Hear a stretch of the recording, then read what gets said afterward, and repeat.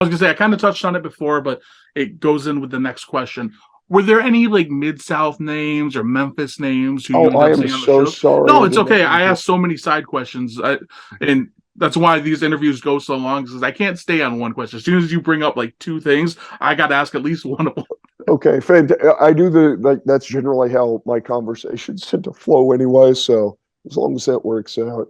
Uh, I don't remember being on shows with a lot of names when I was starting out. Like there were guys that I guess had been either at the very end of like I think was it WCCW into UWA, and then that finally closing doors.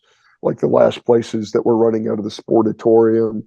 Like I know some guys who had run on those, had been on shows with, but like those were like local names Okay, so as like far as local late end territory guys, where they were like real yeah, last hanger on, where they weren't necessarily as notable. like as I don't necessarily think they're not notable because they were solid wrestlers. It's Yeah, just of I don't course. know if they would be like bigger names. Oh, like you could argue Tom Jones, the guy who ran the school. He he had been working since the 50s. You know, he had been or the 60s, one of the two. I know there's a decade's worth of difference, but I know it was one or the other. He had been through Mid South. He had been through various territories of the NWA.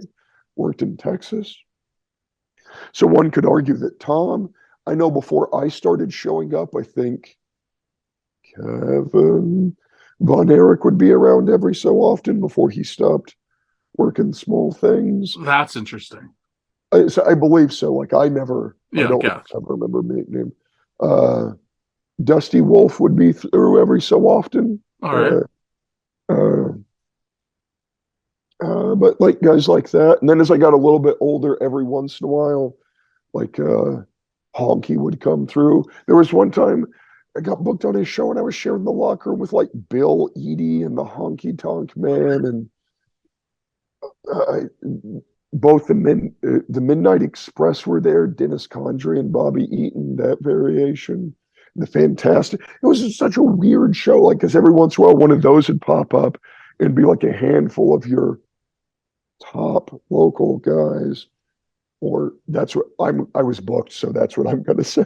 Yeah, you got to at least put yourself on that Oh list. Come on. yeah. So it's like a handful of us and then like some actual names. So every once in a while something like that would happen, but for the most part, it was your local guys, it was your local business.